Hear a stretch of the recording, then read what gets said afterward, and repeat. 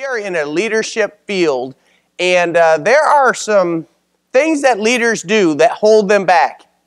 There's a lot of times you'll hear talk, and they'll talk about what you need to do in order to be a leader. And that is a lot of truth in that statement. There's a lot of things that leaders need to do. But it's amazing, Peter Drucker, just several years before he passed away, said that in all of his years, 50-some years of studying leadership, he said, man, everybody always talks about what leaders should do, but there's a whole nother aspect of it is what leaders shouldn't do. And that if leaders learned what they shouldn't do and stopped doing some of the things that they were doing, they would actually grow even faster and their organizations would grow even faster. So I'm going to kind of give a negative talk in the sense, because I'm going to share some things that maybe as a leader that you can learn not to do. Maybe, and I want to wrap it around one word, self. Because to be a true leader, we got to get self out of the equation. Self will get in there. It's so hard to eradicate that want to be the guy or the gal and have to be the center of attention. But when you start, and that's great for a performer. And what happens is, as Chris Brady and I discussed in launching Leadership Revolution, you move from that learner to performer, then you move to leader. That is a significant jump from a performer where it is about you, where it is about will you hold your appointments, where it is about how hard are you willing to work. There is a lot of self as you're moving up from learning. You're learning yourself. You're performing yourself.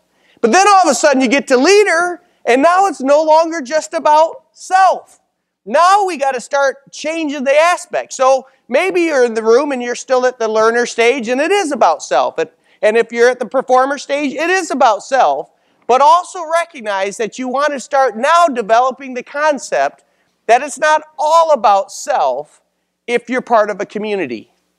That there's a whole bunch of other individuals involved in whatever organization and whatever you're trying to accomplish.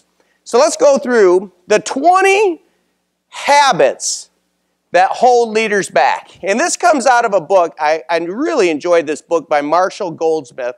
It's called What Got You Here Won't Get You There. And it's, again, back to learner and performer. The things that got you through the learner and performer stage, continuing to do the same thing, will not take you to the next level.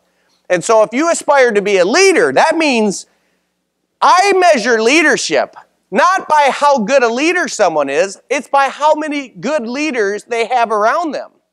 In other words, it's kind of a switch because as a performer, you want to point to your statistics. You want to point to, look what I did.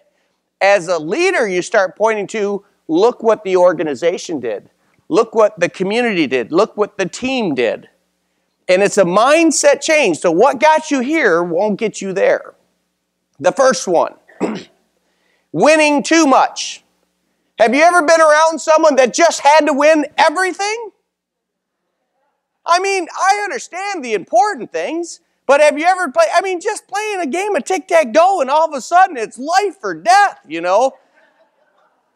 It's almost funny when I talk this one because that was me. Whether I was playing a card game or anything, I had my whole life depended upon whether I won that whatever. And I was like, now I can laugh at it. But back then, it was so important to win because I hadn't learned yet that being a good performer can actually hurt you sometimes in leadership. If you make everything such a big deal, people don't want to associate with someone like that. There's a rumor that this guy used to have this saying, arguing early and late. Like he had to win every argument or something. For those that are listening to this on CD, that was me. So it was winning too much. It was not recognizing that there are some times where you can step back and not try to lose, but not just make it World War III to have to win everything, because people don't enjoy associating with people like that. And there's a key law of leadership that says people don't associate with you, you don't influence. That's a big one. Write that one down. You know, if they don't hang out with you, it's kind of hard to influence them. And that was, I was a magnet that was unattracting people, pushing people away. And so I was not able to influence. So be careful of the winning too much. Pick your spots. As a leader, if there's absolutely a gap that needs to be filled, fill the spot. But even as you're filling it, even if you have to pick up the football and run it 99 yards, help somebody else score the touchdown and give them the credit anyway. In other words, get self out of the picture. It's like, listen, it's really attractive to be around someone that's a winner as long as he's not constantly telling you he's a winner. It's really attractive to be around someone who's smart as long as they're not constantly telling you how smart they are. You follow me?